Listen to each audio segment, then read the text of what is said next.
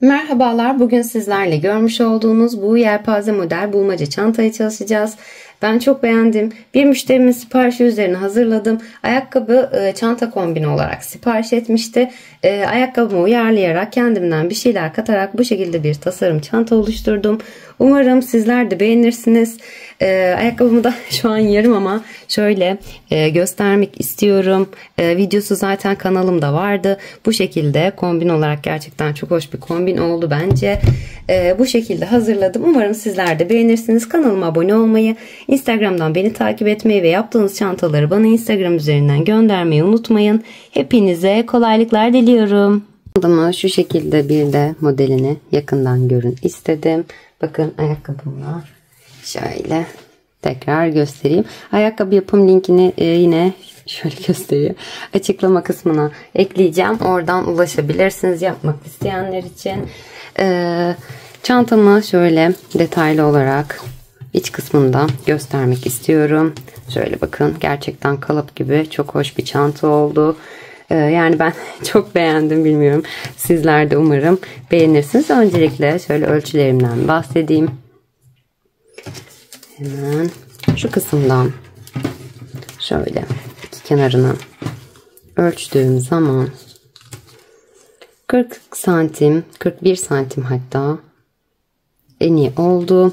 Şöyle boyunu da şöyle koyarak ölçmem gerekecek. Boyu da 23 santim olmuş oldu. Çantamın ölçüleri bu şekilde. Ben çantamı iki renk olarak çalıştım. Kağıt iple çalıştım.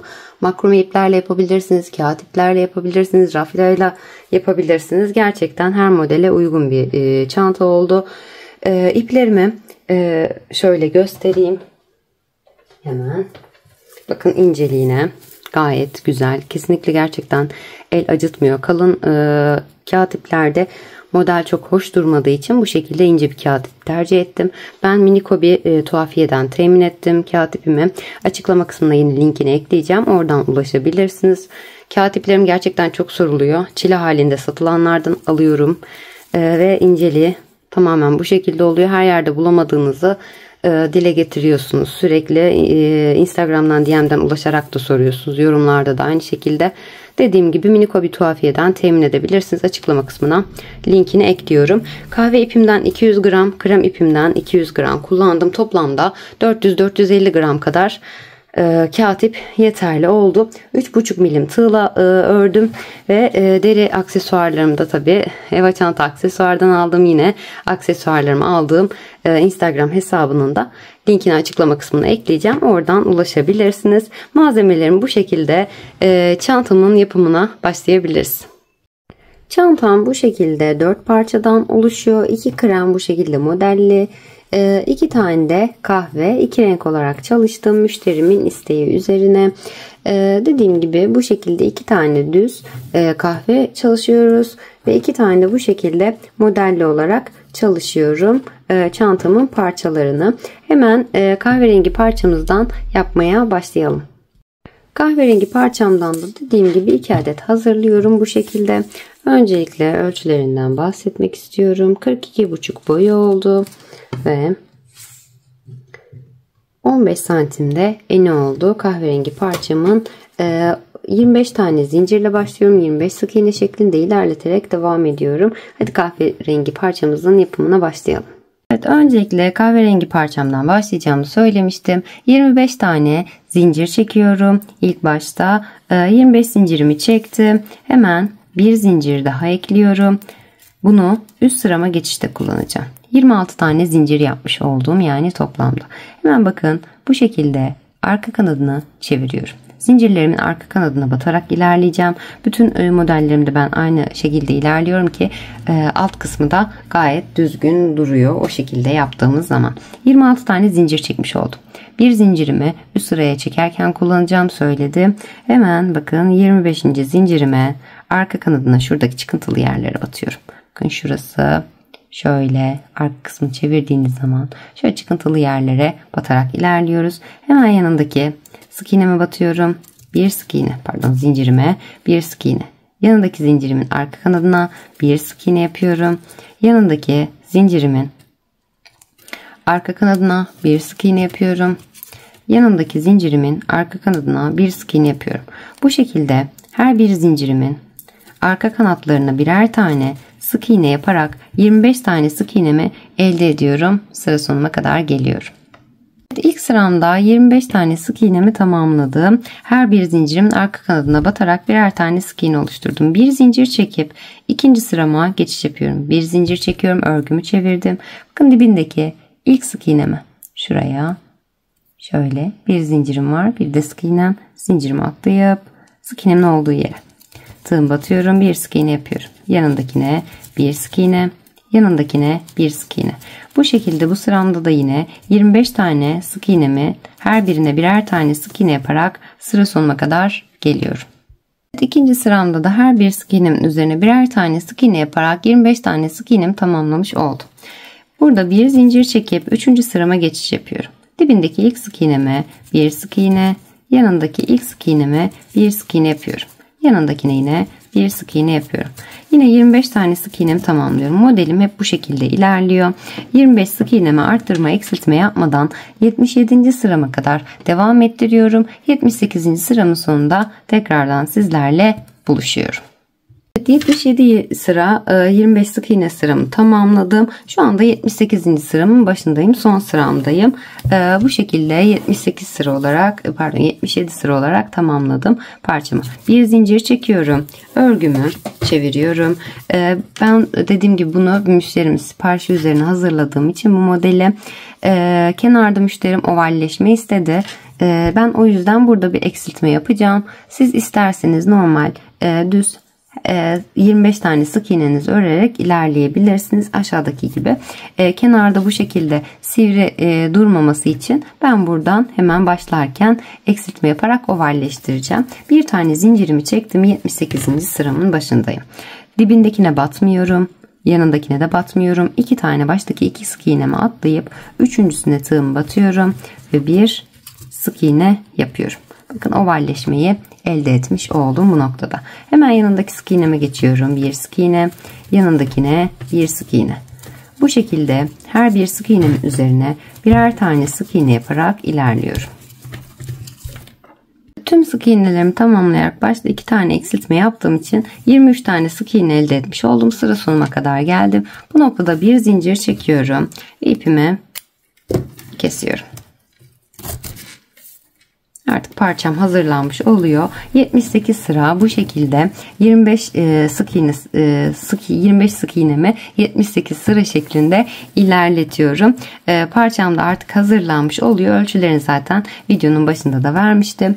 Bu şekilde parçalarımızı hazırladık. Krem parçamızı da yapalım ve artık birleştirmemize geçelim. Krem parçamızın yapımına başlamadan önce ölçülerinden bahsetmek istiyorum. Hemen zaten kahverengi parçamla aynı ölçüde oldu. 42,5 santim boyu ve 15 santimde eni oldu. Aynı sayılarda ilerlediğimiz için aynı ölçüye ulaşıyoruz. Krem parçamın ölçüleri de bu şekilde. Hadi krem parçamızın yapımına başlayalım. Krem parçam için yine kahverengi parçamda olduğu gibi 25 tane zincir çekip geldim. Hemen bu noktada bir zincir daha çekiyorum. Bu üst sırama çıkmak için kullandığım zincir, toplamda 26 tane zincir çekmiş oldum. Örgümü çeviriyorum. Şu şekilde arka kanatlarına yine batarak ilerliyorum. Hemen son bakın. İlk zincirimin arka kanadına battım. Bir sık iğne yapıyorum. Yanındakine bir sık iğne. Yanındakinin yine arka kanadına bir sık iğne, yanındakinin arka kanadına bir sık iğne. Biraz sıkı çekmişim buradaki zincire, bir sık iğne. Bu şekilde 25 tane sık iğnemi oluşturuyorum sıra sonuma kadar. Her bir zincirimin arka kanatlarına batarak 25 tane sık iğnemi elde etmiş olduğum birinci sıramda. Bir zincir çekip İkinci sırama geçiş yapıyorum. Dibindeki ilk sık iğneme batıyorum. Bir sık iğne yapıyorum. Yanındakine bir sık iğne. Yanındakine bir sık iğne. Yine Bu parçamda da kahverengi parçamda olduğu gibi her bir sık iğnemin üzerine birer tane sık iğne yaparak 25 tane sık iğnemi tamamlıyorum. Bir zincir çekip 3. sırama geçiyorum. Aynı şekilde arttırma eksiltme yapmadan 25 sık iğnemi 44 sıra olacak şekilde 44 sık iğne sırası olacak şekilde ilerletiyorum. Daha sonrasında model kurulumu için geliyorum. Evet, krem parçamda yeteri uzunluğa gelmiş oldum. Toplamda 44 sıra sık iğne sırası ördüm. Ölçüsünü de paylaşayım hemen. Bu kısma kadar olan yerin ölçüsü 23,5 santim oldu. Hemen bu noktada model kurulumuna başlayacağız. Bakın 44. sıramı da tamamladım. 44 sıra sık iğnemi ördükten sonra bir zincir çekip 45. sırama geçiş yaptım. Ben bu noktada İlk dibindeki ilk sık iğneme batıyorum. Bir sık iğne yapıyorum. Yanındakine bir sık iğne 2 ve yanındakine geçiyorum. Bir sık iğne yapıyorum 3. Başlangıçta toplamda 3 tane sık iğne yapmış oldum. 45. sıramda. Bir zincir çekiyorum. Örgümü çeviriyorum. Bu 3 sık iğnemin her birine birer tane sık iğne yapıyorum. Dibindekine batıyorum. Bakın buraya bir sık iğne, yanındakine 2, yanındakine 3. 3 tane sık iğnemi yaptım. Bir zincir çektim. 45. sıramdaydım. 45. sıramda bir sıra 3 sık iğne, 2 sıra 3 sık iğne ve 3. sıramı da burada tamamlayacağım. 3 sıra sık iğne, 3 tane sık iğne örmüş olacağım. Bir zincirimi çektim. Dibindeki sık iğnemi batıyorum. Bir sık iğne yapıyorum. Yanındakine bir sık iğne ve yanındakine bir sık iğne yapıyorum. Yine 3 sık iğnemi tamamlamış oldum. Şöyle biraz daha yakın tutayım. 3 sık iğnemi 3 sıra halinde örmüş oldum 45. sıramda. Bu noktada hemen 1, 2, 3 ve 4 tane zincir çekiyorum. Modelin kurulumunu başlayacağım. 3 sıra 3 sık iğnemi ördüm. 1, 2 ve 3 tane sık iğne atlıyorum. Dördüncüsüne tığım batıp bir sık iğne yapıyorum. 4 zincir çektim. 3 sık iğne atladım. Dördüncüsüne bir sık iğne yaptım. 1, 2, 3 ve 4 zincir çekiyorum yine. 1, 2, 3 sık iğne atlıyorum. Dördüncüsüne batıp bir sık iğne yapıyorum. 4 sık iğne, 3 sık iğne atladım arada. Dördüncüsüne bir sık iğne yaptım. 4 zincir çektim pardon. 1, 2, 3, 4 ve 5 tane zincir çekiyorum bu noktada. 3. köprümü oluşturacağım. 5 zincirimi çektim. 1, 2, 3 sık iğne atlayıp dördüncüsüne tığımı batıyorum ve buraya da bir sık iğne yapıyorum. Yine aradaki boşluklarım aynı oldu. Burada zincir sayım sadece bir zincir arttırmış oldum. Noktada 1, 2, 3 ve 4 tane zincir çekiyorum yine. 1, 2, 3 sık iğne atlayıp dördüncüsüne tığımı batıyorum. Bir sık iğne yapıyorum. 1, 2, 3 ve 4 zincir çekiyorum. 1, 2, 3 sık iğne atlayıp dördüncüsüne batıyorum. Bakın sonda yine 3 tane sık iğnem kalmış oldu. 3 sık iğne atlayıp dördüncüsüne battım. Bir sık iğne yaptım. Yanındaki sık iğneme bir sık iğne, 2 yanındaki sık iğneme bir sık iğne yaparak 3 tane sık iğnemi tamamlamış oldum. Baştan itibaren ne yaptım? 3 sıra 3 sık iğne sırası yaptım. 4 zincir çekip 3 sık iğne atlayıp dördüncüsüne sık iğne yaptım. 4 zincir çektim, 3 sık iğne atlayıp dördüncüsüne sık iğne yaptım. 5 zincir çekip 3 sık iğne atlayıp dördüncüsüne sık iğne yaptım. 4 zincir çektim, 3 sık iğne atlayıp dördüncüsüne sık iğne yaptım. 4 zincir çektim, 3 sık iğne atlayıp dördüncüsüne sık iğne yaptım ve sonunda 3 tane sık iğne ile bitirdim. Bir zincir çekip örgümü çeviriyorum. Dibindeki ilk sık iğneme batıp bir sık iğne yapıyorum. Yanındaki sık iğneme bir sık iğne, yanındaki sık iğneme bir sık iğne yapıp yine baştaki 3 sık iğnemi örüyorum. Bakın bu noktada buradaki boşluğuma tığımı batıp ipimi çekip bir kaydırma, bir sık iğne yapıyorum bu noktaya da. 4 tane sık iğne yapmış oldum. Birini boşluğuma yaptım. Zincir çekmeden örgümü çeviriyorum. Dibindeki sık iğnemi atlıyorum. Sondaki 3 sık iğnemi örüyorum. Bakın dibindekine batmıyorum. Şunu atlıyorum. Yanındakine batıp bir sık iğne. Arada boşluk oluşmasın diye yaptım bu işlemi. Yanındaki sık iğneme bir sık iğne, 2 ve yanındakine bir sık iğne yaparak 3 sık iğne oluşturuyorum ve 45. sıramı bu şekilde tamamlamış oluyorum artık. Bir zincir çekiyorum. 46. sırama geçiş yapıyorum. Baştaki 3 sık iğnemin hepsini öreceğim. Zincirimi çektim. Dibindeki ilk sık iğneme batıyorum. Bir sık iğne yapıyorum. Yanındakine bir sık iğne, 2, yanındakine bir sık iğne, 3. 46. sıramda baştaki 3 sık iğnemi örmüş oldum. 1, 2, 3 ve 4 tane zincir çekiyorum. Hemen ilk bakın boşluğuma, ilk köprü boşluğuma tığım batıp bu noktaya da bir sık iğne yapıyorum. 1, 2, 3, 4 zincir çekiyorum. Şuradaki boşluğuma sık iğnemi yaptıktan sonra 4 zincirimi çektim. Yanındaki köprüme batıyorum. Boşluğuma ve buraya da bir sık iğne yapıyorum. Bakın 2 tane köprü oluşturmuş oldum. Alt sıramda 5 taneydi. Şu ana kadar 2 köprü oluşturdum. Hemen bu noktada ipimi üzerine alıp şuradaki bakın 5 tane zincir çekmiş olduğum köprü boşluğuma 6 tane ikili trabzan yapıyorum. 1, 2, 3, 4, 5 ve 6. 6 ikili trabzanımı oluşturdum. Hemen bu boşluğuma 6 tane trabzanımı oluşturduktan sonra yandaki bakın zincir falan çekmeden arada yandaki köprü boşluğuma tığım batıp ipimi çekiyorum ve bir sık iğne yapıyorum. Hemen bu noktada 1, 2, 3 ve 4 tane zincir çekiyorum. Yanındaki köprü boşluğuma tığım batıyorum. Bir sık iğne yapıyorum. 1, 2, 3 ve 4 zincir çekiyorum. Sondaki 3 sık iğnem vardı. İlkine batıp bir sık iğne oluşturuyorum. Yanındakine bir sık iğne ve yanındakine bir sık iğne. Sondaki 3 sık iğnemi de örmüş oldum. Bakın 2 tane köprü oluşturdum. Arada 6 tane trabzan ve kenarlarda da 3'er tane sık iğne oluşturmuş oldum. 46. sıramda tamamlamış oldum. Bir zincir çekip 47. sırama geçiş yapıyorum. Zincirimi çektim.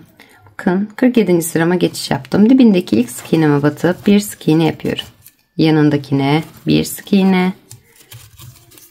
Yanındakine bir sık iğne. 3 sık iğnemi yine ördüm başta. 47. sıramda yine aynı işlemi uygulayacağım. 3 sıra sık iğne gidip geleceğim.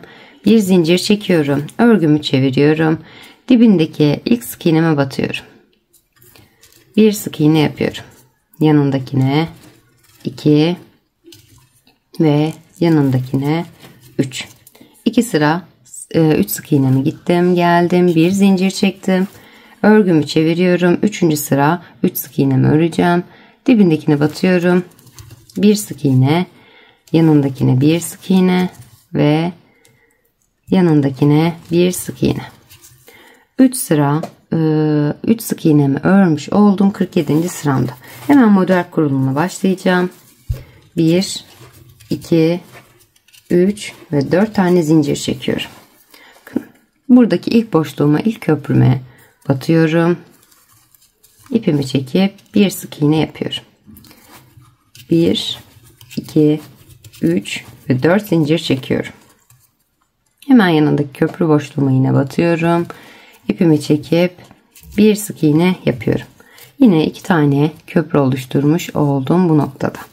Hemen burada bakın ikinci köprümü de oluşturduktan sonra bu sıramda bu 6 trabzanımı öreceğim ama aralarda zincir çekerek. Şimdi hemen bir tane zincir çekiyorum. Sık iğnemi yaptıktan sonra ipimi üzerine alıp ilk trabzanımın tepesine. Bakın şurada. Şuraya batmıyoruz. Karıştırmayın. Burası sık iğne boşluğumuz. Şurada buraya batmadan trabzanımızın ilk trabzanın tepesine tığım batıyorum. İkili trabzanımı yapıyorum. Bir zincir çekiyorum. İpimi üzerine alıp Yanındaki trabzanıma geçiyorum. Buraya da bir ikili trabzan yapıyorum. Bir zincir çekiyorum. İpimi üzerine alıp yanındaki trabzanıma bir ikili trabzan yapıyorum. Bir zincir çekiyorum. Yanındaki trabzanıma bir ikili trabzan yapıyorum. Bir zincir çekiyorum. Yanındaki trabzanıma bir ikili trabzan yapıyorum. Bir zincir çekiyorum. Yanındaki trabzanıma bir ikili trabzan yapıyorum. Son trabzanı da örmüş oldum. Bakın şurayı trabzan olarak saymıyorum. Şurası yine yaptığım köprünün olduğu yer. 1, 2, 3, 4, 5 ve 6 tane trabzan oluşturmuş oldum. Aralarda birer tane zincir çektim.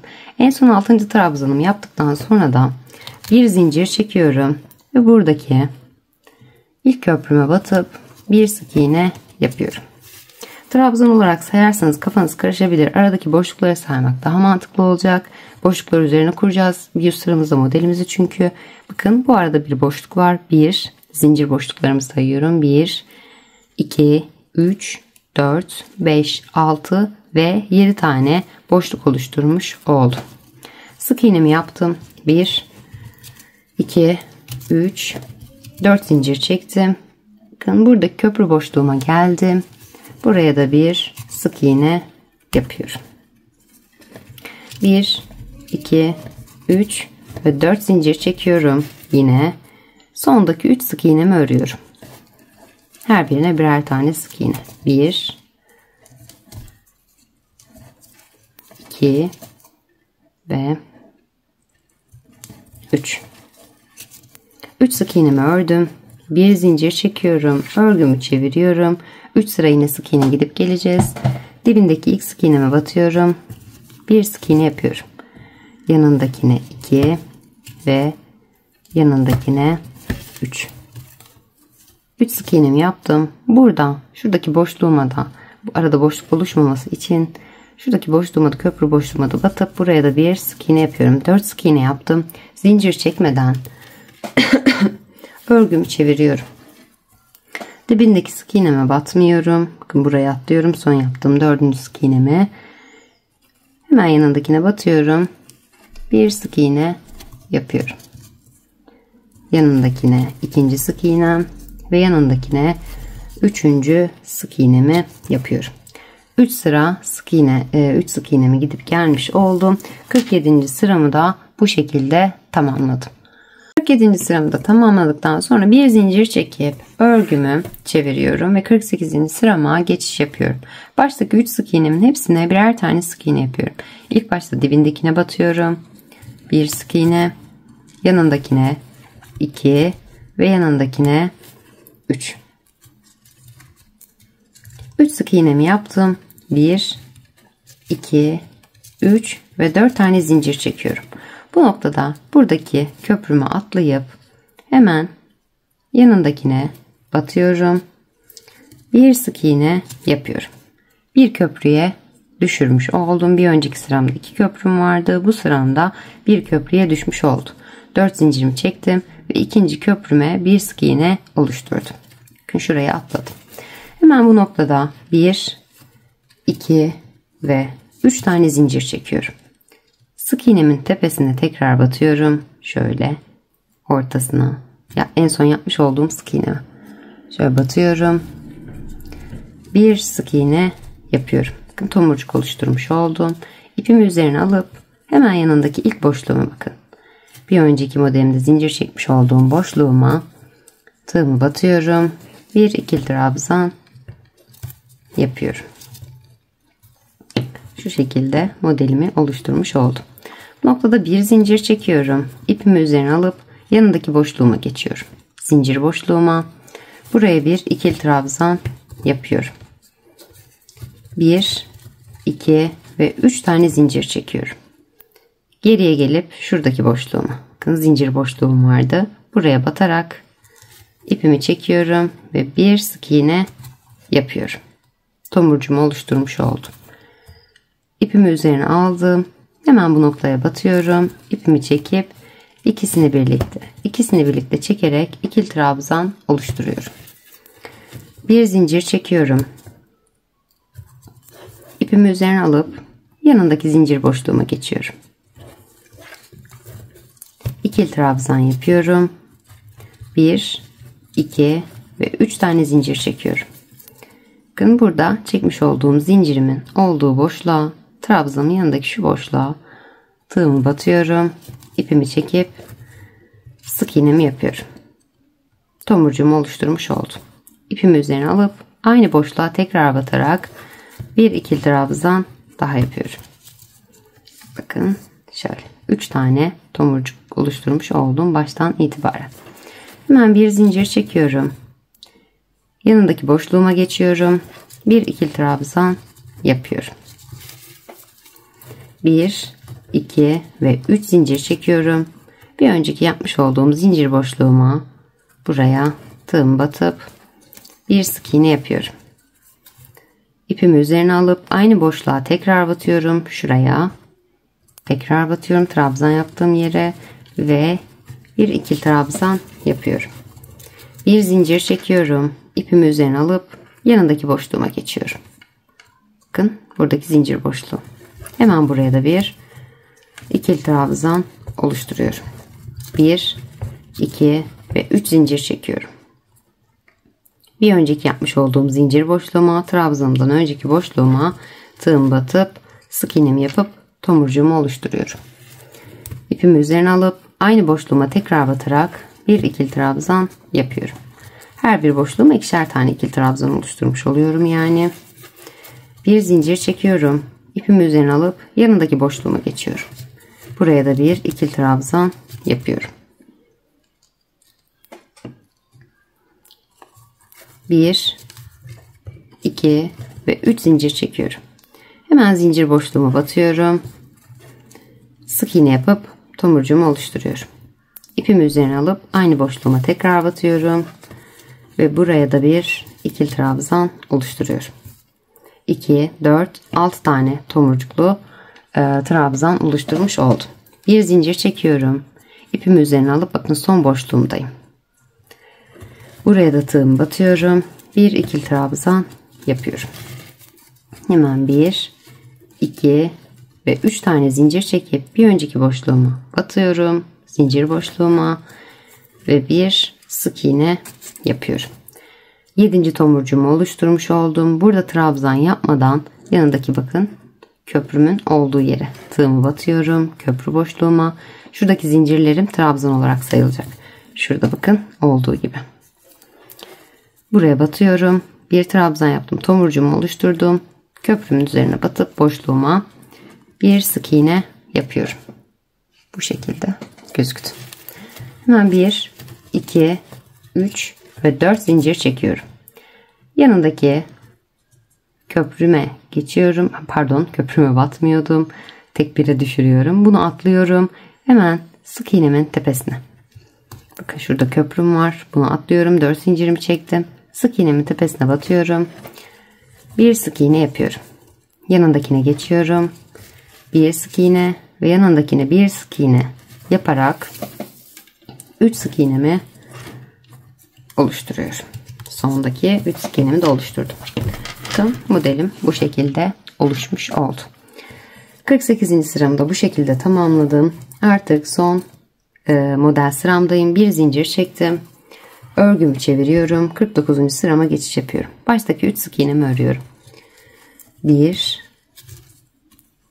2 ve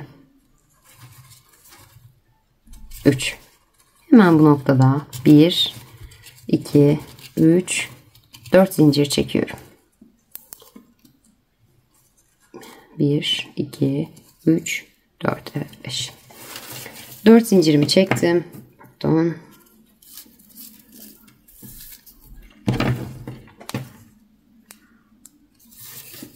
İpim karışmış, onu düzelttim. 4 zincirimi çektim. Hemen bakın tepesindeki tomurcuğuma, ilk tomurcuğumun tepesine batıyorum.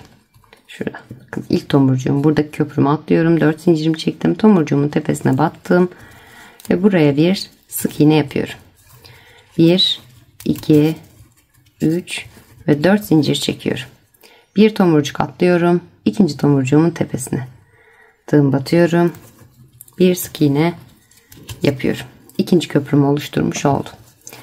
1 2 3 4 zincir çekiyorum. Bir tomurcuk atlayıp yanındaki tomurcuğuma bir sık iğne yapıyorum. Burada 5 zincir de çekebilirsiniz toplanmaması için. Hatta 5 zincir çekeyim. Elinizin ayarına göre ayarlayabilirsiniz zincirlerinizi. Buradaki tomurcuğumu atlıyorum ve ikincisine bir sık iğne yapıyorum. 3 tane köprü oluşturmuş oldum.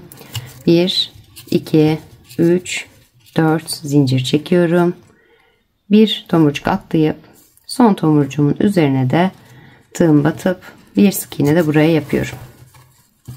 Bakın 1 2 3 4 tane köprü oluşturmuş oldum. 1 2 3 ve 4 zincir çekiyorum. Son köprümü oluşturmak için sondaki 3 sık iğnemin her birine birer tane sık iğne yapıyorum. 1 2 ve 3.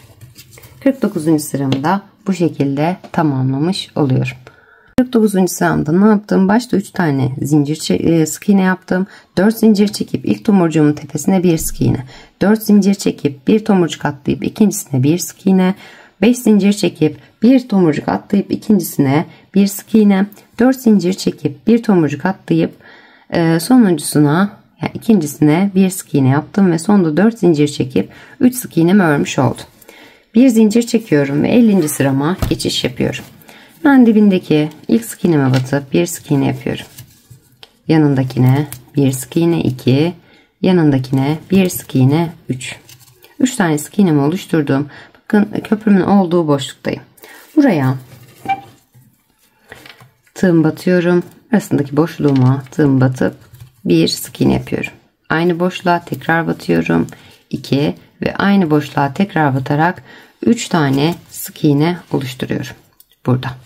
Hemen yanındaki boşluğuma geçiyorum. 3 sık iğnemi yaptıktan sonra ikinci köprü boşluğuma geliyorum. Buraya da 1 2 3 ve 4 tane sık iğne oluşturuyorum. Baştakine 3, sonrakine 4 yaptım. Aradaki bakın 3. köprü boşluğuma geldim. Buraya da 5 tane sık iğne yapıyorum.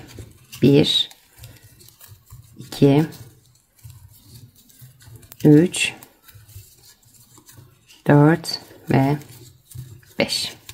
5 sık iğnemi oluşturdum. 3, 4 ve 5 şeklinde ilerlemiş oldum. Başta da 3 tane sık iğne yapmış oldum. Yanındaki 4.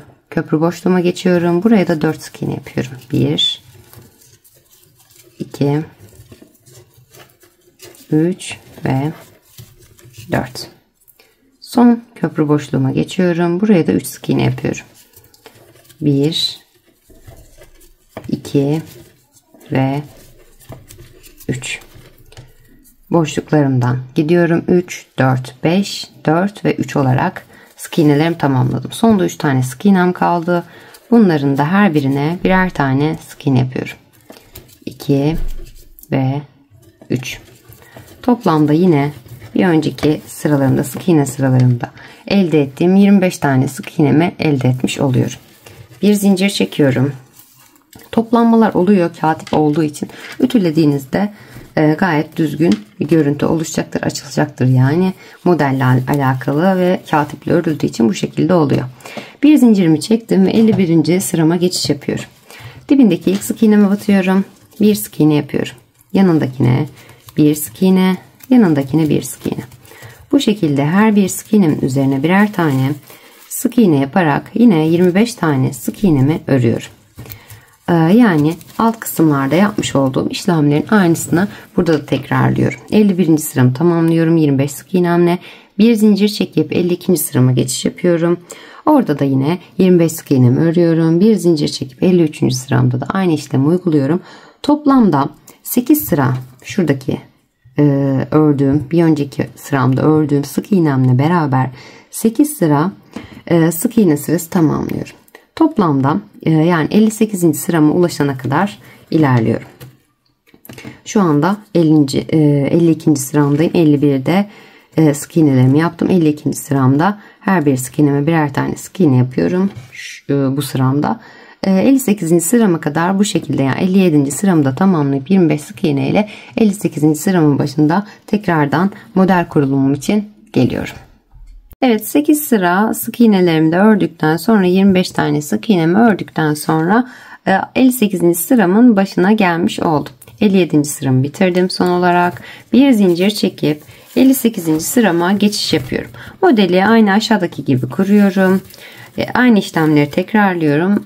Aslında tekrar çekmek istedim videosunu. Karışıklık olmasın diye birebir aynısını yapacağız. Hemen dibindeki ilk sık iğneme batıyorum. Bir sık iğne yapıyorum. Yanındakine ikinci sık iğnem ve yanındakine üçüncü sık iğnemi yapıyorum. 58. sıramın ilk sıra 3 sık iğnesini örmüş oldum. Bir zincir çekiyorum. Örgümü çeviriyorum ve bu 3 sık iğnemi tekrar örüyorum. Dibindekine batıyorum. Bir sık iğne yapıyorum. Yanındakine ikinci sık iğnem ve yanındakine üçüncü sık iğnemi yapıyorum. 58. sıramın ikinci sık iğne sırasını örmüş oldum. Bir zincir çekip örgümü çevirip 3. sıra sık iğnemi örüyorum. Dibindekine batıyorum. Bir sık iğne, yanındakine bir sık iğne, 2 ve yanındakine bir sık iğne yaparak 3. sık iğnemi tamamlıyorum. 1, 2, 3 ve 4 zincir çekiyorum bu noktada. 1, 2, 3 sık iğne atlayıp dördüncüsüne tığım batıyorum. Bir sık iğne yapıyorum. İlk köprümü oluşturdum. 1, 2, 3 ve 4 zincir çekiyorum. 1, 2, 3 sık iğne atlayıp dördüncüsüne tığım batıyorum. Bir sık iğne yapıyorum. İkinci köprümü oluşturdum. 1, 2, 3, 4 ve 5 zincir çekiyorum. Üçüncü köprümde 1, 2, 3 sık iğne atlayıp dördüncüsüne tığım batıp sık iğnemi yapıyorum. 1, 2, 3, 4 zincir çekiyorum. 1, 2, 3 sık iğne atlayıp dördüncüsüne sık iğnemi yapıyorum ve dördüncü köprümü oluşturmuş oluyorum. 1, 2, 3, 4 zincir çekiyorum. 1, 2, 3 sık iğne atlayıp dördüncüsüne tığım batıp sık iğnemi yapıyorum. Sondaki 2 sık iğnemi de örüyorum. 1 ve 2. Toplamda 3 sık iğne örmüş oldum. Sonda bir zincir çekiyorum. 58. sıramdayım hala. Dibindeki ilk sık iğnemi batıyorum. Bir sık iğne yapıyorum. Yanındakine bir sık iğne 2 ve yanındakine bir sık iğne 3. 3 sık iğnemi yaptım. 58. sıramın ikinci sık iğne sırasındayım. Bakın buradaki köprü boşluğuma batıyorum. Bir sık iğne yapıyorum. 4 sık iğne yapmış oldum. Zincir çekmeden örgümü çeviriyorum. Boşluk oluşmaması için yapıyorduk bu işlemi. Dibindekine batmıyorum. Yanındaki sık iğneme batıyorum. İkinci sık iğneme batıyorum. Bir sık iğne, yanındakine 2 ve yanındakine 3. sık iğnemi yapıyorum.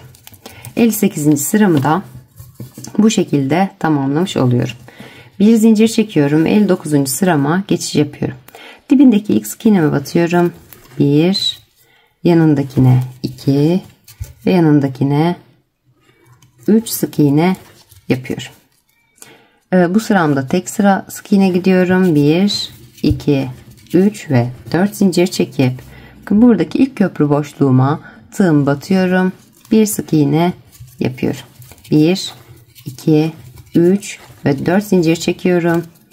İkinci köprü boşluğuma geçiyorum. Buraya da bir sık iğne yapıyorum. Burada herhangi bir zincir çekmeden ipimi üzerine alıp bakın 3. köprü boşluğumun içerisine batıyorum ve 6 tane ikili trabzan yapıyorum. 1, 2, 3, 4. Biraz daha hızlı anlatıyorum bir öncekinde yaptığımız için. 4, 5 ve 6. 3. köprü boşluğuma 6 tane trabzanımı yaptığım zincir herhangi bir şey çekmeden yanındaki boşluğuma batıyorum. 4. köprü boşluğuma ve bir sık iğne yapıyorum. 1, 2, 3 ve 4 zincir çekip 5. köprü boşluğuma geçiyorum.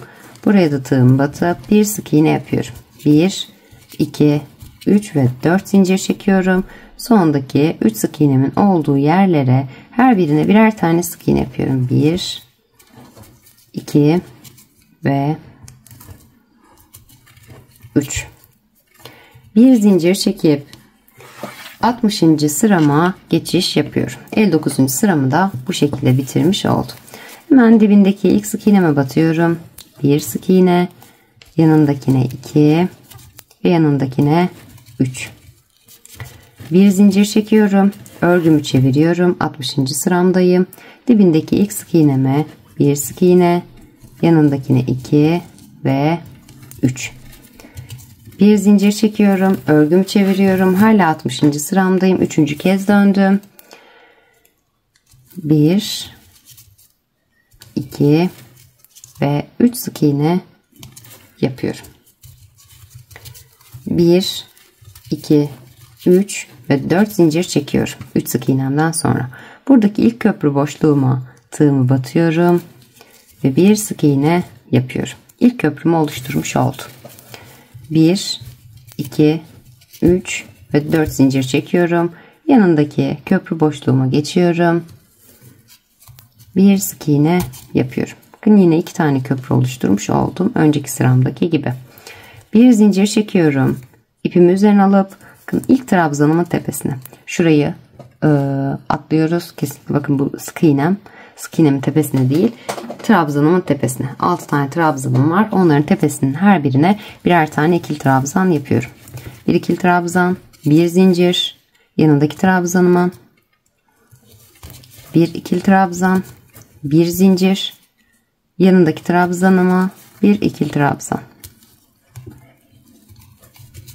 bir zincir, yanındaki ikili trabzanıma bir ikili trabzan, bir zincir, yanındaki trabzanıma bir trabzan, bir zincir ve son trabzanımın üzerine de bir ikili trabzan. Bu kısma kadar işte boşlukları sayarsak kafa karışıklığı olmayacak. 1, 2, 3, 4, 5 ve 6 tane boşluk oluşturmuş oldum. Bir zincir çekip hemen bakın buradaki köprü boşluğuma da tığım batıp bir sık iğne yapıyorum ve son 7. boşluğumu da oluşturmuş oluyorum. 1, 2, 3, 4 zincir çekiyorum. Yanındaki son köprü boşluğuma tığım batıp bir sık iğne yapıyorum. 1, 2, 3 ve 4 zincir çekiyorum. 2 tane köprü oluşturmuş olacağım. Hemen sondaki 3 sık iğnemin her birinde de birer tane sık iğne yapıyorum. 1, 2 ve 3. Bir zincir çekiyorum. Hala 60. sıramdayım. İlk sık iğneme bir sık iğne, yanındakine 2 ve yanındakine 3.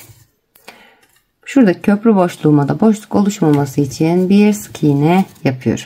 Zincir çekmeden örgümü çeviriyorum. Hala 60. sıramdayım. Dibindekini saymadan ikincisine tığım batıyorum. Bir sık iğne yapıyorum. 2 ve 3. 60. sıramı da bu şekilde tamamlamış oldum. Zincir çekip 61. sırama geçiş yapıyorum. Ben dibindeki ilk 3 sık iğnemi örüyorum. 1, 2 ve 3. Bu noktada 1, 2, 3 ve 4 zincir çekiyorum. 3 sık iğnemi ördüm. 4 zincir çektim. İlk köprü boşluğumu atlıyorum. Bakın buraya batmıyorum. Şuraya batmıyorum. İkincisine atlayıp bir sık iğne yapıyorum. 1, 2 ve 3 zincir çekiyorum. Buradaki hemen sık iğnemi yaptığım sık iğnemin boşluğuna tığımı batıyorum ve ipimi çekip bir sık iğne yapıyorum. İlk tomurcuğumu oluşturmuş oldum. Hemen bakın ilk boşluğuma geçiyorum. İpimi üzerine aldıktan sonra buradaki ilk boşluğa batıp ipimi çekiyorum. İkisini birlikte çekerek ikili trabzanımı oluşturuyorum.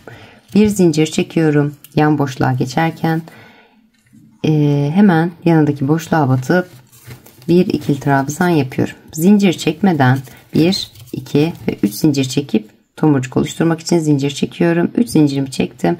Buradaki zincir boşluğuma, yapmış olduğum zincir boşluğuma tığım batıyorum. Geriye doğru ipimi çekip tomurcuğumu oluşturuyorum. Ve aynı yere tekrar batarak bir ikili trabzan daha yapıyorum. Arada zincir çekmemiş oldum. Şimdi bir zincir çekiyorum. Yandaki boşluğuma geçiyorum. Yana geçerken zincir çekiyoruz.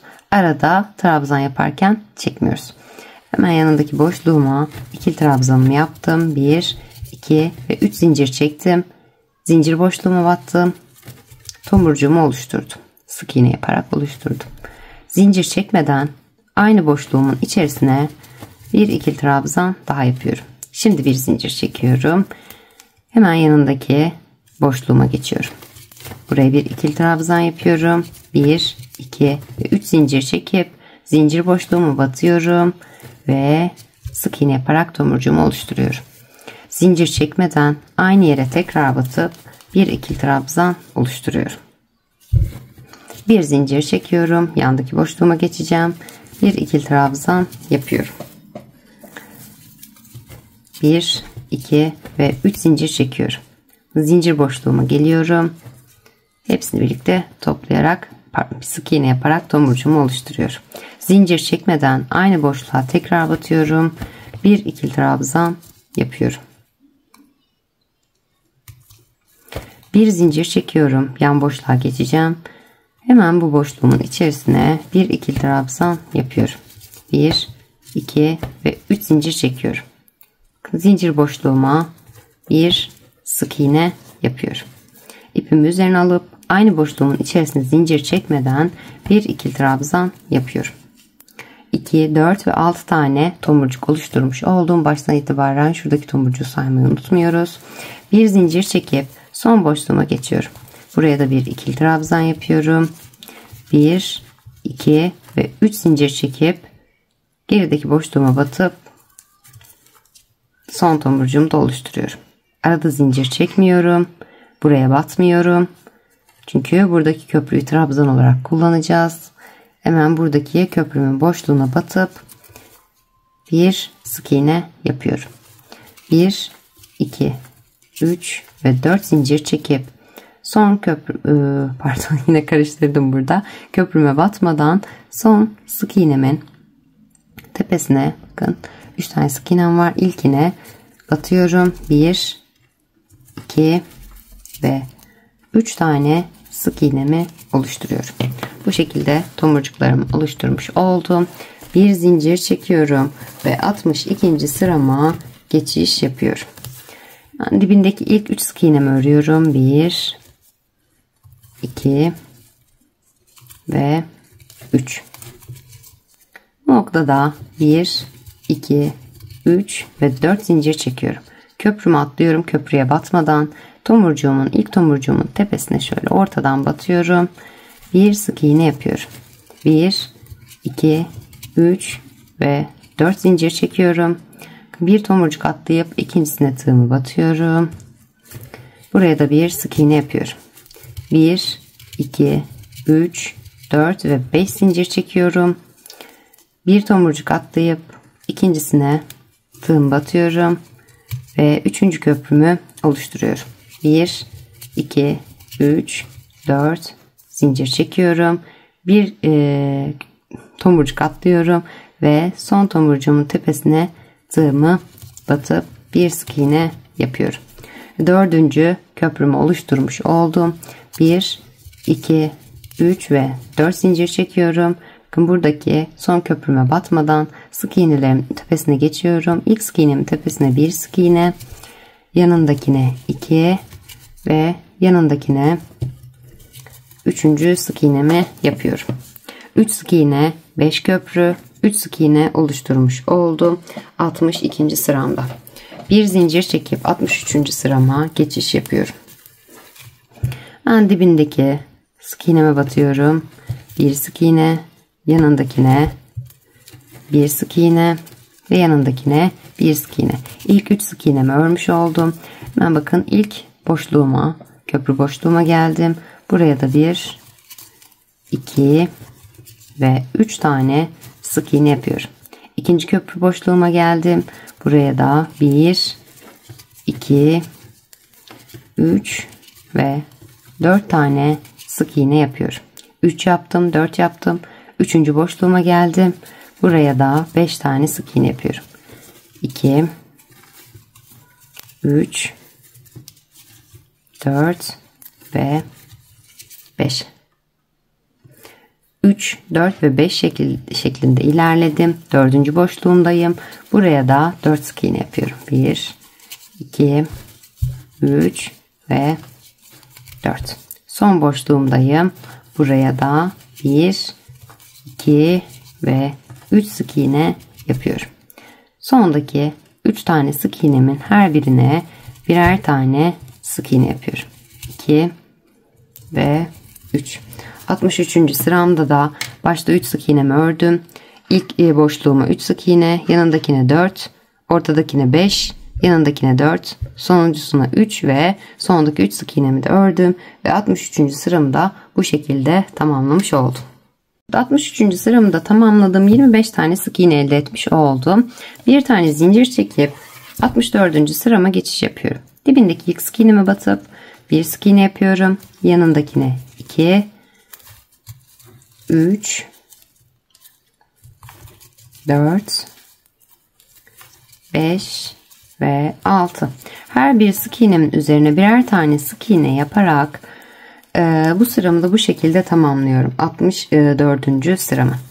Bir zincir çekip 65. sırama geçiyorum. Orada yine 25 sık iğnemi örüyorum. Bir zincir çekip 66. sırama geçiyorum. Orada da yine aynı şekilde sık iğnelerimi örüyorum. Yine buradaki gibi 8 sıra sık iğne sırası tamamlıyorum. 8. sıramın sonunda 3 tane sık iğnem kalana dek geliyorum. Evet, sık iğnelerimden sonra 7 sıra sık iğne gitmiş oldum. Toplamda 7 sıra. Şu anda 70. sıramın başındayım. Sonda 3 tane kalana dek ilerleyelim demiştim son sıramızda ama tersini düzünü tahmin etmeden yaptığım için yanlış söylemiş oldum. Yani şu anda son sıramın başındayım. 70. sıramın başındayım. Şu kısımdan saydığımda 70. sıra. Şu kısımdan bakın.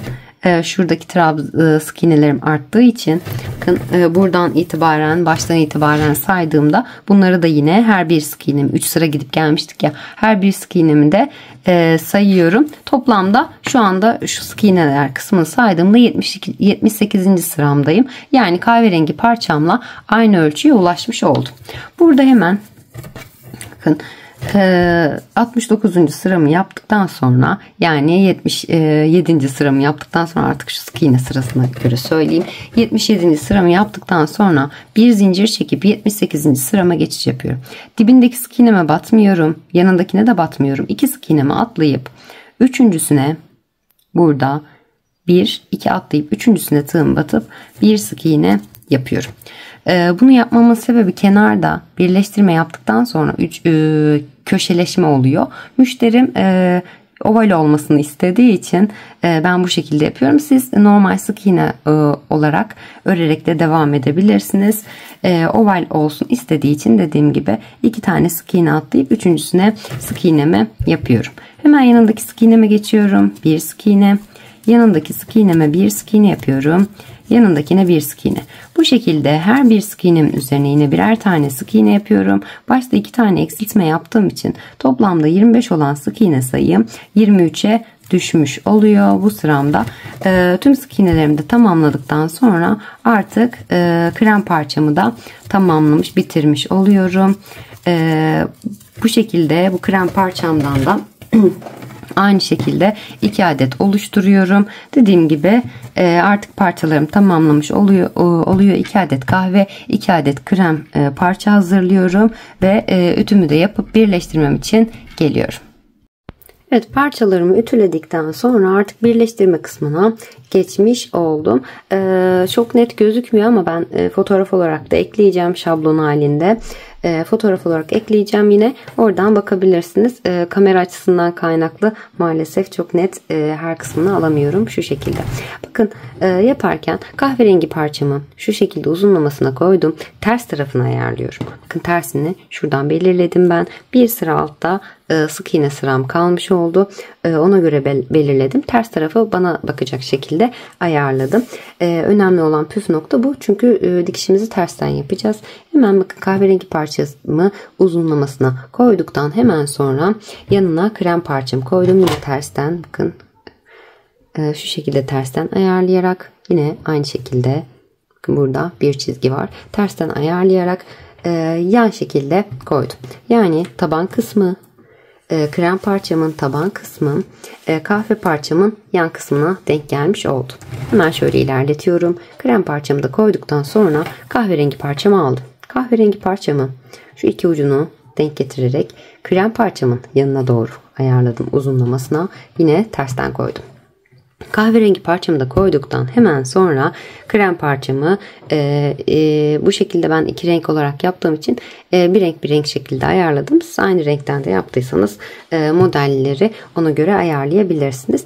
Hemen bakın burada kahverengi parçamı düz olarak koyduktan sonra hemen krem parçamı da yine yan gelecek şekilde koydum. Dikine geldi yan olarak. Düz olan parçama ayarladım. Şimdi işaretleyici kısmına gelecek olursam biraz yakınlaştırırsam daha iyi olacak. Daha iyi anlaşılacak. Şimdi bakın orta kısmına öncelikle hepsinin orta kısmına şu şekilde bir işaretleyici taktım. Dikişimde bana kolaylık sağlasın diye. Hemen bakın kahverengi parçamı koydum demiştim. İlk başta buradan başlayalım. Kahverengi parçamdan 25 sıra sık iğne sırası sayıyorum.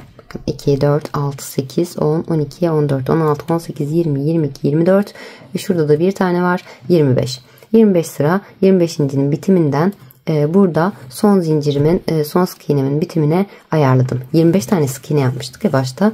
25 tane sık iğne yaptığım için burada 25 sıra olarak ayarladım. Boşluklarım aynı şekilde denk gelecek. Uzunlukları aynı şekilde olsun diye, kayma olmasın diye özellikle bu kısma eşit olmasına dikkat edelim. Yine krem parçamı koydum. Çevirdim. Kahverengi parçamı koyduktan sonra bu orta kısımlarını ayarladıktan sonra bakın burada krem parçamdan sayıyorum bu sefer. 25 sıra. Bakın şurada 24 var. Şurada da 25 sıra saymış oldum. Bakın iki ucunu tam ucunu bu kısma getirmiş oldum. Şöyle. Hemen kahverengi parçamı da koyduktan hemen sonra ortasını ayarlamıştım zaten. Bunu da yine kahverengi parçamı da 24 sıra şurada sayıyorum. Bir sıra da burada 25 sıra saydıktan sonra iki ucunu işaretleyici takıyorum ki kayma olmasın diye. Aynı şekilde diğer tarafıma geliyorum. Bunu taktıktan sonra diğer köşeme de bakın kremimden 25 sıra sayıyorum. 25 sıramın bitiminde 25. sıramın bitimine işaretleyicimi takıyorum ki birleştirmede kayma olmasın, kayma yaşamayalım diye. Dediğim gibi şablonda bu videonun hemen arkasına fotoğraf olarak ekleyeceğim. Aman kaymasın şu dördünü birden tutunca işaretleyici biraz hafif geldi. Fotoğrafını da ekliyorum. Oradan bakabilirsiniz. Ne diyeceğimi unuttum, kusura bakmayın. Oradan bakabilirsiniz. Şablon olarak daha detaylı göreceksinizdir. Ama özellikle bu sayılara dikkat edin ki çantanızda bir orantısızlık olmasın. Şablonumuzu ayarladıktan hemen sonra dikişimize başlayabiliriz. Hadi o zaman dikişimize başlayalım. Evet, şablonumuzu hazırladıktan sonra dikişimize başlayacağımızı, tersten yapacağımızı söylemiştim. Şunu eklemeyi unuttum. Eğer astarlı bir çanta yapacaksanız, astarınızı yapacaksanız astar kumaşınızı kesmeden önce, yani çantanızı birleştirmeden önce kesersiniz. Bu şekilde 4 parça halinde buna uygun bir kumaş 4 parça halinde kesip yine çantadaki gibi astarınızı dikerseniz sizin için birleştirme kısmından önce yapmanız daha kolay olacaktır. Onu da belirtmek istiyorum. Bir parçanızın uzunluğuna göre zaten bütün parçalarımız eşit uzunlukta. Bir parçamızın uzunluğuna göre kumaşınızı kesiyorsunuz. Kenarlardan yine 4 parça halinde kumaş kesiyorsunuz. Aynı bundaki gibi, yani çantamızdaki birleştirme gibi aynı şekilde birleştirerek çantamıza astarımızı ayarlayabilirsiniz. Daha hoş bir görüntü olacaktır ve sizi daha az zorlayacaktır. O yüzden bunu belirtmek istedim. Öncelikle dikişime başlamadan önce şöyle biraz yakınlaştırmak istiyorum. Hemen şuradan başlayacağım. Kahverengi ipimle yapıyorum ben dikişimi. Hemen şuradan ortadan başlayalım, kahverengi kısmından. Ay, masanın üstünde bir şeyler var. Onlara çarpıyorum döndürürken. Evet, hemen bakın, buradan şu uç kısmından şöyle şuradan başlayayım mesela. Dikişimi önce bir sabitleyeyim. Şu şekilde. Şöyle bunu bir işaretleyicimi çıkarırsam daha kolay olacak. Orta kısmını bir sabitlemek istiyorum en baştan. Bakın üçüne birden battım. Ucuna bir düğüm attım. İç kısımda kalacağı için çok önemli bir şey değil. Daha iyi tuttuğunu düşünüyorum. Ben hep düğümle yapıyorum yani dikişlerimi. Hemen bakın şunun köşesine de şöyle şuradan sonucunun köşesine de şuraya mı denk geliyor? Evet. Köşesine de şöyle batıyorum. Son olarak tekrar sıkılamak için şurayı biraz düğümün olduğu yeri uzun tutayım. Evet. Tekrar aynı yere şöyle bir döneceğim yine. Şuraya da batayım hatta. Sonra batması zor olmasın çektiğimde. Evet, buraya da batıyorum. Şöyle iyice sıkılıyorum. Ortayı sabitlemiş olduk. Zaten kenarları dikerken tekrar bir bu kısımlardan yine sabitlenecek. Mesele kaymasın diye ben sabitledim. Dediğim gibi ters taraftayım. Parçalarımın ters kısmındayım. Dikişimi ters kısımdan yapıyorum. Hemen bakın buradan şu şekilde kahve ve kremi birleştireceğim. Önce hemen buradan şöyle karşılıklı battığım yere batıyorum. Çok batmışım. Batamıyorum. İlk sık iğnemin boşluğu. Evet, buraya batıyorum. Ben tekrar sık sıkı yapmayı seviyorum bir şeyleri. O yüzden hani yan kısma da atlayabilirsiniz. Çok zorlayacaksa sizi. Ben daha böyle orta kısmı olduğu için daha sağlam olsun istiyorum. Hemen bakın ilk zincirimin olduğu yere, ilk sık iğnemin olduğu yere battım. Burada 25 taneydi sık iğnem. Burada da 25 ilmek ayarlamıştım. Hemen karşılıklı olarak battım şöyle. Evet, yanındaki boşluğa geçtim. Şuraya bakın. İki sık iğnemin arasındaki boşluk. Şurası. Şöyle. Buraya battım. Karşısındaki sık iğneme battım.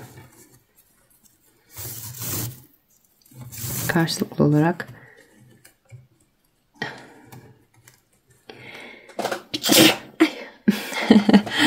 hapşırık geldi. Tutamadım. Evet. Böyle hemen karşısındakine bakın, iki sık iğnem arasındaki boşluğa geçiyorum. Şimdi şuraya ve karşısındaki sık iğnemin zincir arka kanadının düzgün olması bu yüzden çok önemli gerçekten. Dikişte de kolaylık sağlıyor. Örerken de aynı şekilde kolaylık sağlıyor. Hemen bakın karşılıklı olarak battığım ipimi ortada takıldı. Çekiyorum. Şöyle biraz sıkılıyorum. Çok çektirmemeye dikkat edin. Kağıt ip her zaman kopuyor yani. Hemen karşı yanındakine geçiyorum. Bakın. İki sık iğnemin arasındaki boşluğa battım. Yine burada iki sık iğnemin arasındaki boşluğa batıyorum. Şuraya ve karşısındaki sık iğneme batıyorum.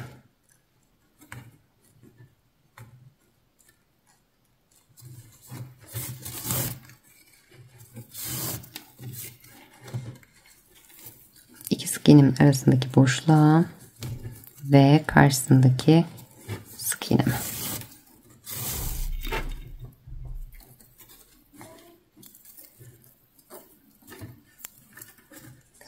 İki sık iğnemin arasındaki boşluğa bakın ve karşısındaki sık iğneme.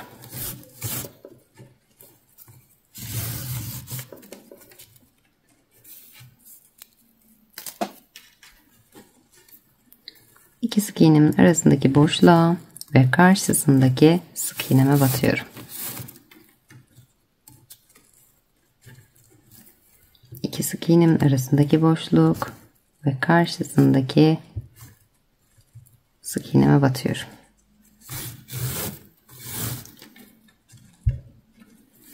İki sık iğnemin arasındaki boşluk, bakın, karşısındaki sık iğneme batıyorum. Bu şekilde şurada köşe noktama kadar, şu kısma kadar ilerliyorum. Evet, dikişlerimi yaparak işaretleyicimin olduğu yere kadar geldim. Bakın köşemdeyim. Tam ilmeklerin sayısını ayarladığım için tam denk gelmiş oldu. Hemen burada işaretleyicimi çıkarıyorum. Tersten takmışım galiba. Zorlandım. Ve son olarak buraya da tekrar bir batıyorum. Şöyle son yere de batmış oldum karşılıklı olarak. Hemen bakın buradan işaretleyicimi çıkardım. Çıkardığım işaretleyici tekrar kullanacağım. Şöyle bakın birleştirdiğim yer.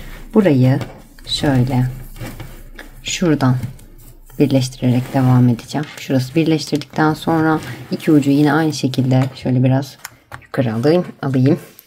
Şöyle bakın burası birleştirdiğim yer. Şu şekilde birleştirerek devam edeceğim. Bunu yine sayılarla yapacağım ben.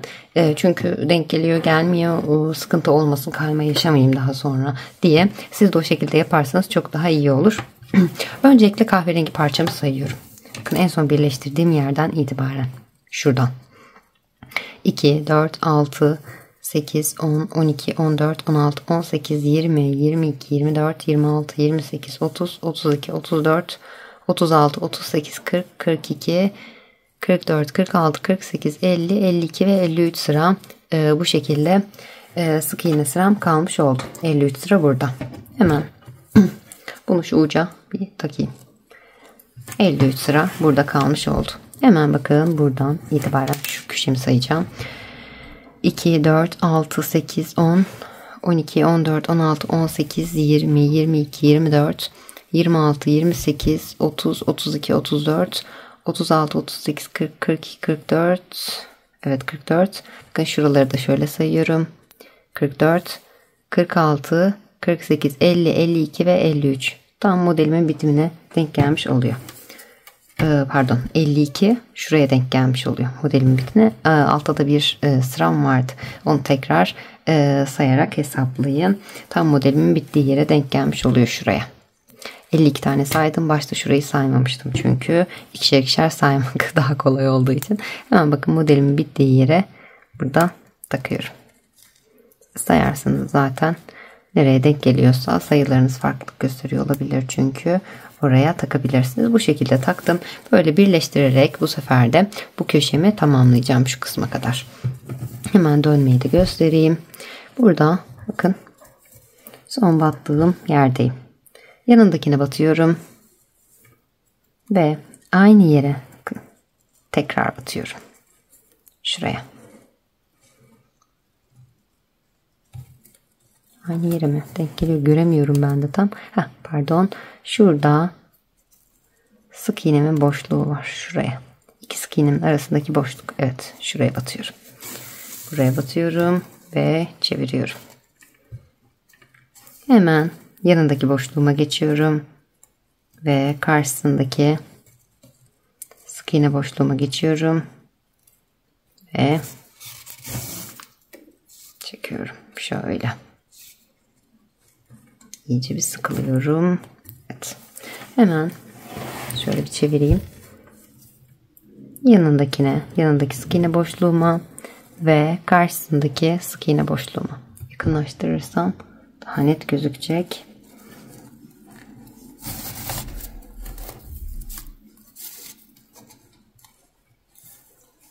Yanındaki, bakın aradaki ipimi de yürütüyorum bu arada. Hemen yanındaki bakın iki sık iğnemin arasındaki boşluk ve karşısındaki yine iki sık iğnemin arasındaki boşluk.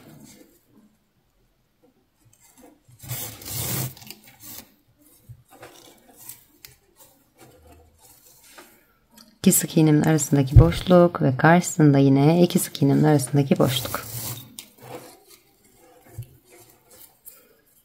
İki sık iğne arasındaki boşluk ve karşısında iki sık iğnemin arasındaki bakın boşluk. Hiçbir yere atlamamaya dikkat edin ki kayma olmasın. Bu şekilde Dikişlerimi tamamlayarak köşe noktama kadar geliyorum. Artık dikişimi burada bitiriyorum.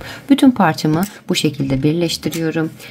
Mantığı anlamış olduğunuz her seferinde şu köşelere bir işaretleyici takarsanız işiniz gayet kolay olacaktır. Kafanız karışmasın. Hemen şöyle diğer parçalarımı da göstereyim.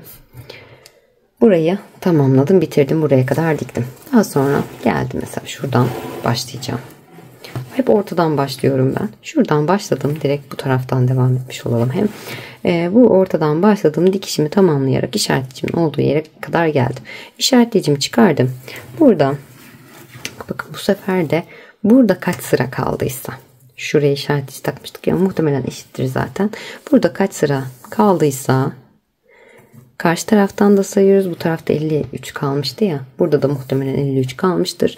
Karşı taraftan da sayıyoruz. Hemen bakın burada da işaretleyici 53.'ye işaretleyicimi takıyorum. Buradan başlayarak bu kısma kadar birleştirerek devam ediyorum. Ben işaretleyici takarak ilerliyorum. İsterseniz tamamen sizin tercihiniz ama ne olur ne olmaz daha sonra bir sıkıntı yaşamayalım diye bu şekilde işaretleyiciyle dikişimi tamamlıyorum ben. Bu şekilde diğer köşemi de yapıyorum. Çeviriyorum. Bu kısmı da birleştirdikten sonra çeviriyorum. Diğer parçam hep ortadan başlıyorum. Ortadan başlayarak köşeme kadar geliyorum. Burayı birleştirdim. Sonra çeviriyorum. Buraya kadar birleştiriyorum. Sonra burayı da bitirdim. Yine ortadan başlıyorum.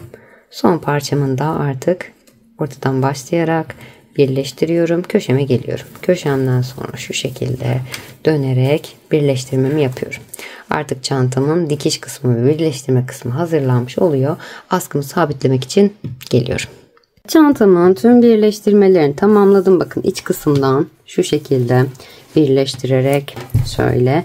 Daha sonrasından ters çevirdim. Diğer tarafını, dikişler içeride kaldı. Dış kısmı gayet bakın düzgün, muntazam bir şekilde gözüküyor. Şöyle askılarımın da dikişini ben tamamladım. Zaten hani hepimizin bildiği askı dikiş yöntemiyle çapraz olarak diktiğim bir yöntem olduğu için tekrar göstermedim. Şöyle birleştirmemi yaptıktan sonra askımı dikerken neye dikkat ettim? Bu modelli olan parçamın ön kısmı bu şekilde düz olarak gelmesi. Yani şu şekilde çevirdiğinizde bakın kahverengi parça daha çok ön planda duruyor. Ütülediğim için böyle gözüküyor ama kahverengi parça ön planda duruyor. Bu şekilde durmasını istemedim. Modelin ön plana çıkmasını istedim. Siz yine kendi zevkinize göre ayarlayabilirsiniz. O yüzden askımı bu şekilde ayarlayarak bakın tek kulpu bu şekilde birini kreme birini kahveye dikerek tamamladım. Aynı şekilde diğer tarafta aynı şekilde gelmiş oldu. Dikişlerimi de bu şekilde yaptım. Çantamı artık hazırladım. Yaptığınız çantaları Instagram üzerinden bekliyorum. Mutlaka yorumlarınızı, beğenilerinizi bekliyorum. Gerçekten çok emek veriyorum. Çantamın yapımı bu şekilde. Umarım videomdan memnun kalmışsınızdır.